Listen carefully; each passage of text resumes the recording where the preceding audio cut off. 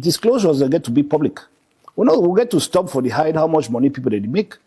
You get to make them public, make all man know, saying that the kind of money this way this person they make. So when you see the person build 10 floors story building, you know it's a problem there. No, now I'm a parliamentarian, you know, and you get to be president. Constitution, Article 66, if I don't make mistake. The Article 66 is something else. And maybe I'll just use 2 minutes for explain them. The disclosure of assets for Article 66, provide may be public. It provide may disclose them. And may disclose them to a certain body. You feel disclose them to the fee decide right now, Mr. Bia no say if he start them, if he be president even tomorrow morning. They do the private one. No. Okay. Then the constitution get them, the law, how they call it, the law of application. Yeah, they never sign them. All this Jacobinism way you set out law, then they never sign, you need some other person for give out a decree for the law for be applicable. Now one thing that we want for stop them immediately too, because be correct, say parliament take a decision, then now some civil servants then they decide on how they apply that decision. So why would first take that decision in the first place? Where would you represent the people of Cameroon? They represent now just government. Anyway, to come back to the point, I say that Article 66, now two different things, it must happen. And it must happen, say, all the people where they touch government money in one way or the other must disclose their assets when they start and when they leave. Yes. So that when anything they will go see their assets, and they must not only declare their own assets, they must declare all the transactions the way they did in. And me, I even one may go further. Me, I be asked for parliament, say for inside the standing orders for parliament, they get to make which way they for some countries where I visit some country, I see the thing for day. I say this is the best thing we get to bring out for we. You get to give your disclosure of interests. So that when you take any position, you start with that disclosure of interest. That is when you be parliamentarian. If you day for Njangin 99, you must disclose say you day for Njangin 99, and until this when Njangin 99 they do. You must disclose say you day for Fika food as what they, and until this way Fika food they do. So that if anything come where it is talking about football, you be disclosed of it. That means that they talk say no, you be MP, but you did to inside football, so you get interest. So if you want to take the floor, you first talk, say, play one stand, I don't disclose, I get interest for Fika food, I think this what I do. But for time for vote, I know if you vote because it concern me. I should say something to do where you go find me, you do them. Like candidate person will want to be president. So I should run for this 2025 election, so declare your asset. It's a good thing. Because also, if you show people, say, I know they only wait for come for power before I do this thing. This is me. These are my assets. This is what I have. You understand? Yes, not true say the law never make provision. The point where a very good idea will give me. And I'll go see with my campaign team whether we do them. Yes. The point where I want to raise them at that level, now say those assets normally in all the countries where they be done, they be disclosed for a body, not to the public. Okay? For various reasons of privacy and so on. Me I feed one. I no get problem. But for reasons of privacy and more so, they be disclosed for a body. For example, Supreme Court, for example, the administrative branch of the Supreme Court or whatever branch you wish there. And normally, when you disclose those assets, you need to disclose them at the end of your mandate so that they compare the two. Okay? And what till that body they do. Now say because for disclosed asset be very simple. Now one problem that I don't want to defend, I'll be 100% for declare. So don't get me wrong. But what I talk say, some person if he come now, he talk say he get now only this chair. Because all the other things them, he don't put that for a woman in him. And a woman no get to disclose. And now why that you get to go through a body where you get the authority for go investigate what they around you. What other things that you do? What other activities that you do? How much you pay or picking their school fees and so. Because the point, not before know how much you spend.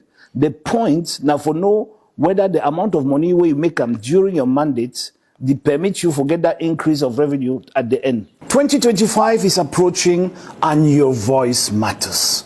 Visit your nearest ELECAM registration center to register to vote or to change your polling station if you have moved from where you initially registered. Would your organization support a United Nations supervised referendum? You know, I don't deal in pipe dreams. I deal in this is hypothetical, Eric. We're not no. supposed Let to me have let it. me finish. Let me. Will you support it?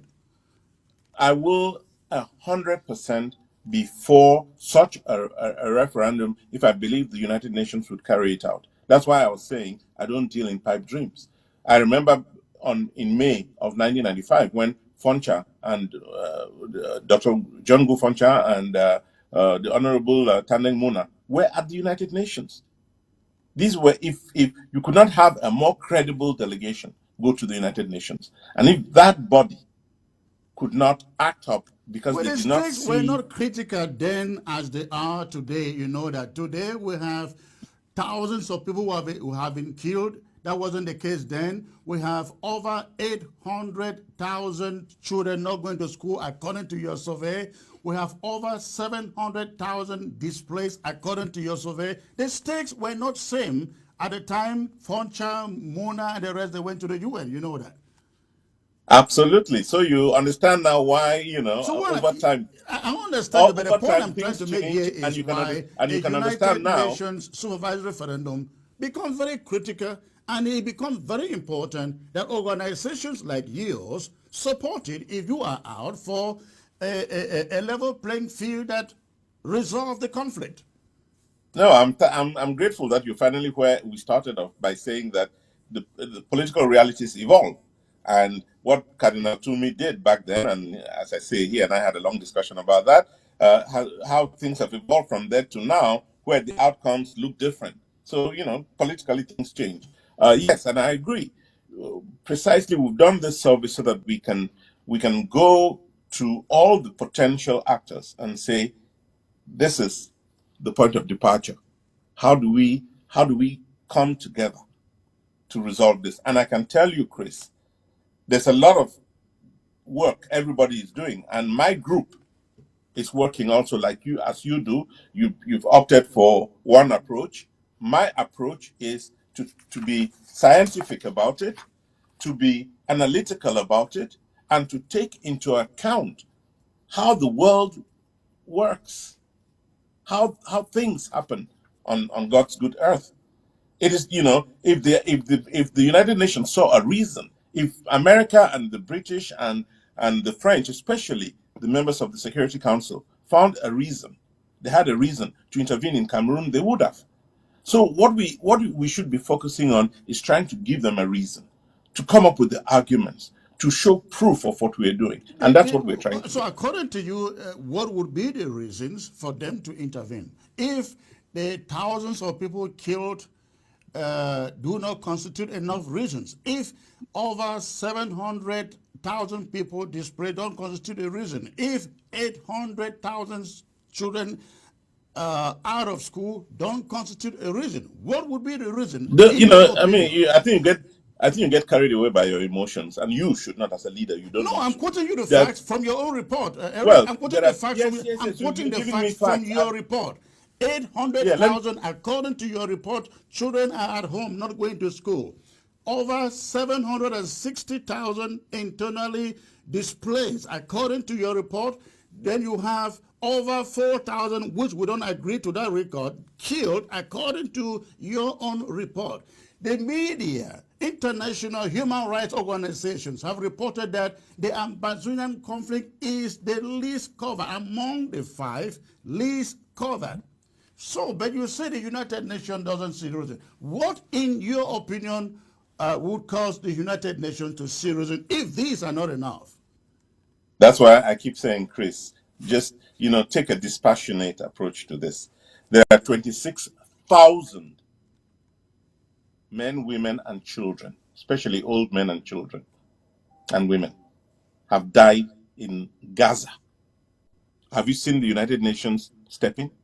Have you? You want me to give you the numbers in South Sudan? Where In was that Sudan? again? Where was that? In Gaza, In the Gaza. Palestinians. Well, come on, Eric. No, I listen. mean, that No, is no, being no. disingenuous Listen. here. The United No, Nations listen, has Chris. held General Listen. Assemblies to Listen, Chris. discuss Gaza. They've had Security Council meetings to Chris. discuss Gaza. But for the Chris. 7 years and counting of the Ambazonian conflict, they've held not a single meeting. Well, or you. That's why I said be dispassionate about this. No, it's not about You being you passionate, are it's by going by the record. No, listen. You're playing with numbers. You're telling me, okay, how can they not discuss because 8,000 children are not in school? And I'm telling you, 26,000 people have died. They have not intervened. Do you want me to give you the numbers for Sudan? Sudan. Do you want me to give you the numbers for South Sudan? Do you want me to give you the numbers for Ukraine? Look, there are all of these wars around the world. The UN is very picky as to what it actually But should steps up you to not do. be So, concerned, what I Eric? want you to what I want you to understand is we've got to build the case for Cameroon differently. But you're too passionate to even engage in that build up. But you have not given me the case. How do you build the case if the United Nations for 7 years and counting hasn't seen it? What differently do you bring to the table? Well, then you must be able to tell yourself there's something we're not doing right.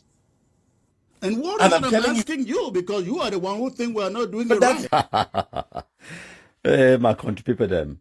So that one last year for 2024, where the esteemed journalist Eric Chenje he will talk with Christopher Anu. Chris Anu they begging I beg him say make it support their call for United Nations for supervise a referendum for Cameroon. Eric Chenje tell you say wait he say me I need to chase me pipe dreams. I want make you understand the gravity of what will this one be. It just want for call for the United Nations for supervise a referendum. Eric Chinche tell you say that's a pipe dream. It will never happen. And then let alone for the United Nations for recognize a sovereign state of so-called Ambazonia. Then you imagine the gravity of never, ever, ever going to happen where that situation it be. And all of these fools, they understand the so-called Ambazonians, them, the Christopher Anu, the wicked people of the diaspora, the Sako Ekome them, Ngong Emmanuel, Capo Daniel them, Cho Lucas Yabawe there for prison for Norway, and all of them, they understand. And now why the way, when I go here, Chris Anu don't explain for when I say for 1995, where Estimuna Jongo Foncha them, they be go for United Nations, say they want to go open the decolonization file. The United Nations, enough of it pay attention to them. So they now see I'm say they get to sacrifice their people. They get to kill a few thousand of Anglophones them in order for force the United Nations now for draw their attention to what really happened for Cameroon. When I hear Naisisef talk, at the same time, these wicked people they can't tell and say President Paul Biya will declare war. President Paul Biya will declare war for do Anglophones them a favor for internationalize the struggle as they call them. Because all these things, all this mafia, all this death, and one of the reasons that way, whenever they kill people them in the Anglophone zone, you will hear some people can't say, people are dying. Listen, it is by design. It is not by coincidence. It is not by mistake. No mean say some natural disaster happened like the Lake Nyos disaster, and then people they die away with the cry. No. Anglophones, they talk say they want to make their territory ungovernable. They talk say they want to shed blood for gain their independence. They knew from day one, say United Nations no get no attention for Cameroon, and it no go ever come. So now they engineer a situation where they want for cause an artificial humanitarian crisis. They want for kill a few thousand people then. I mean, Chris Anu don't talk bold, even for this video, it talk And then for the other video, where it talks that we have to put our money together to devastate Kumba, devastate Limbe, devastate Bamenda. It talk So no one are surprised. Anglophones them, when I see Anglophones they die, no be mistake. Now by design, this is what Anglophones wanted. They desperately want to draw in the international attention, and they cannot steal. And now, why that way, Eric Chinja, they tell them, say, when they talk about, say, people they die for Cameroon, you know what will happen for South Sudan? What about Sudan? What about Palestine, the Gaza Strip, Israel? You understand? They try to educate them. But now say, as Eric Chinche is talk and say they be too emotional. Now people they need to think, they need to reason, they don't get sense, and the first wicked now bad belly people them. So they be angry and emotional and they be frustrated because they be think say when they start that people they start die, they start kill people them. They go run, go for Facebook now. They go cry, genocide. Go for United Nations, go for European Union, go for these European countries then, for Norway, for Switzerland, for Canada, for America. Go cry. They said they are killing us, genocide. And then now the whole international community, as we call them, they will come now can separate the fight. Now they are only calculation that they don't get two games, they don't get two strategies. Now the only strategy that way they be ever get them. That's it. That's all. And then now, as when they hear on a system, they tell and say, even for go ask the United Nations, maybe they can't supervise a referendum. That alone is a pipe dream. It no go ever happen. And then now for recognize a sovereign state inside Cameroon or say Ambazonia or whatever nonsense. Now that one, if that is not even a possibility of a dream, let alone that being a pipe dream. May we now understand a pipe dream is it no go ever happen. You understand? If we now hear when Eric Chinche and Chris Anu, the exchange, when I go hear Eric Chinche, it talk about, say, well, fantastic. Now, you find how you they bring the idea, say, things that don't change between 1995 and 2025. Because when Estimuna and Jongo Foncha, they go for United Nations for 1995, and now for 2025, the dynamics on the ground, they don't change, and political opinions, they change over time. Why Eric Chinche, they bring that point now? Because earlier on for the discussion, Eric Chinjebi tell them, said they do a survey on the ground inside the Anglophone zone. And according to his survey, it talks that now 51% of Anglophones, they talk that they want complete independence, and the rest of the 49, they want some arrangement inside one Cameroon. Okay, and then Chris Anu, you point where they bring Eric Chinje for this presentation or for can ask you questions them. Now for Naki for head for try for make it change that result for his survey. Say no be now only 51% they want independence because Cardinal Tumi be do your own survey for 2016 and it be been at 90-something%. Eric Chinje they try to tell them at the beginning of the presentation. Eric Chinje try to tell them say whatever Cardinal Tumi be talk or ye survey be produce them for before the killing be start. But now when the killing they go on, opinions they go change because a survey it will only capture people their opinions in that particular moment. And it will capture their opinion last year or 2 years from now. But this empty heads them, Chris Anu, they no one here. They say no, Kadanatumi won't be talking at 90-something%. Everything they try to explain for them, say as time moves on, people, their desires, their opinions, and their political calculations, they also change. If not me, and why there are these kind of people, they don't go ever debate person like me because I go come for them with dates, times, and evidence. Me have to tell them, say, wait the way Kadanatumi survey be show, it not be take into account the murder for Eso Atawe, Oliver 33 Expo, your biological brother, it go catch 3 chiefs them for Eso Atawe, a kill him. And as the separatists, as the Anglophones, they continue for the kill Anglophones, did you expect their opinions for remain the same? You expect Anglophones to continue for the clamor for secessionism when they receive the secessionism as they fail to go? Explain that for you. Say, as the killing is start, they receive the kidnappings and the killings, Anglophones killing Anglophones, which you yourself, you don't see them. The public executions for Guzang and all of those things, it does not make the Anglophone population want separation. So yes, over time, Anglophones are running away from separation because of the actions of the separatists. So whatever Cardinal Tumi result be there for 2016 cannot be the same for 2025. And as time goes on, the bad news for you now, say the number will keep going down and it will reduce even more. Fewer and fewer Anglophones, they will even think of separation in the next few years.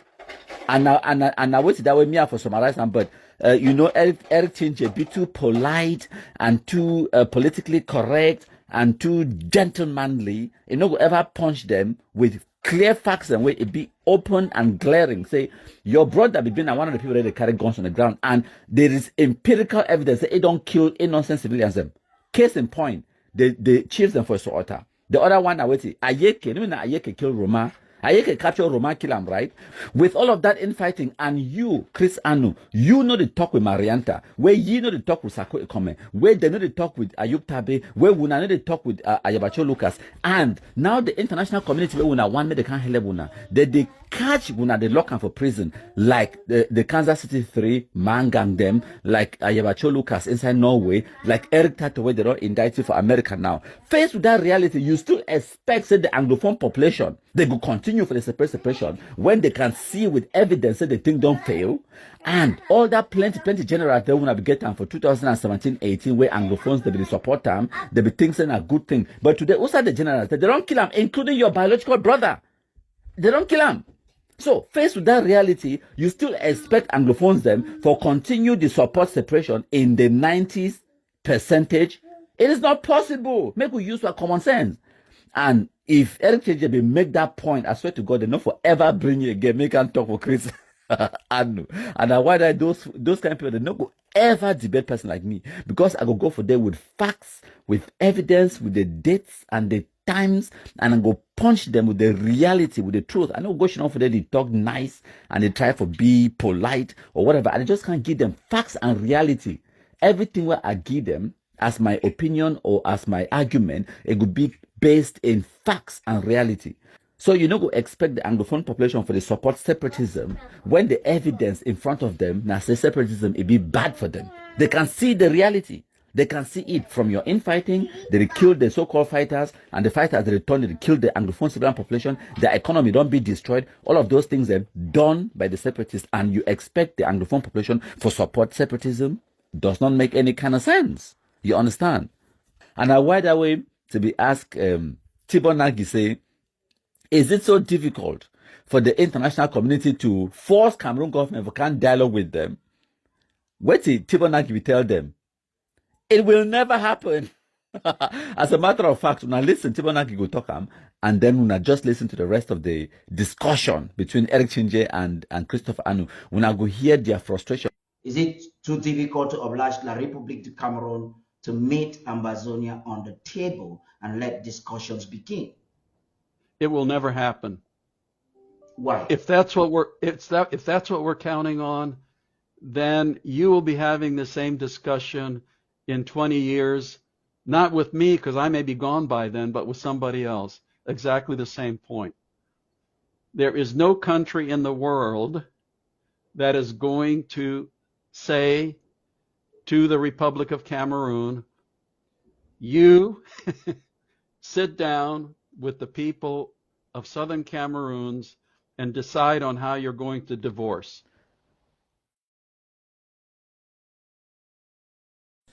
The point I was going to make was when Chris came up with the idea of sovereignty. And I was going to tell you that there is there's an internationally accepted approach to obtaining sovereignty. Why don't we outline those things that we need? Because you'll obtain sovereignty after the UN grants you sovereignty. After the African Union and the United Nations and some of these international organizations, there's an approach to obtaining sovereignty. But We've not you even understand, started. I get your point there, but you got to understand. So we've not even started. But We've not even started on the road. We've not started on the road to obtaining sovereignty, and people are dying. Eritrea fought for 30 years before they got independence. South Sudan fought for over 20 years before they got independence. So when you talk about an approach, it is not like it is lying there, just go pick it. It doesn't happen that way. Should we do exactly? They want you to fight, which is why after John Gulfancha, S.T. Mona, the rest going to the United Nations, a few years after, the United Nations does nothing, and Ambazonia says, okay, if we have to sacrifice with our lives, we have to do it. If that would take the United Nations to do exactly what you are prescribing. There is Support what you said, I Comrade Chris. I get your point, but let us educate our people. Let us learn from what has happened in other places. We are learning from Eritrea. We are learning from Sudan. Yes, we are we can take a look at what. Let's take Sudan that you talk about. Do you know John Garang, the father of South Sudanese independence. You know, John Garang fought against the secession from all of Sudan. John Garang wanted to be, he was in line to become president of Sudan and did not want the secession. So, you know, after all those years of war, and I got this from, and you can quote me on this, I'm saying it on live television. I got this from Salva Kiir, president of South Sudan himself. We can look at Liberia, we can look at South Sudan, we can look at Eritrea, we can look at East Timor. There are examples. We can look at Biafra, and actually sent out, I saw this documentary on the Biafran War. We can take all of that, look at them. That's part of the process of resolving this crisis. Understanding what others did badly and what others did rightly. One of them is, and I like the word that was offered by the barrister, sovereignty. If we want sovereignty, and sovereignty can be expressed in many forms. It can be autonomy, full autonomy, it can be independence, it can be, it can be a whole range of administrative factors that get built into the solution.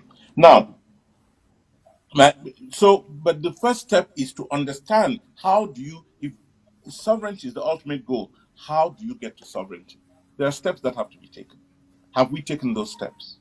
And if we haven't, what can we do to take the appropriate steps? According to you, what are those steps? Can I address not that according issue? to me. Let me answer the questions. Not according to me, according to the international system. Give us some of those steps, Eric. Give us some of those steps. The ultimate step is the UN saying we have, they're recognizing that sovereign state. That's the ultimate state. That's the ultimate step. So what do we do what do we do now to obtain UN recognition? That should be the next question you should ask me. What do we do to obtain UN recognition? That's what you should ask. Would you And join us? Would your organization join us in demanding for, I mean, if you really want a peace, would you join us? Your organization, I mean, join us in saying, okay, Cameroon refuses to go to any dialogue, any negotiations, and they cannot kill people with impunity. We want the United Nations supervised referendum for the people themselves to decide where they want to be. Would your I don't know if that is the first thing you do. I don't know whether that would be the first thing I will do. That will not be the first thing I will do. What would That's you do probably first? the first thing.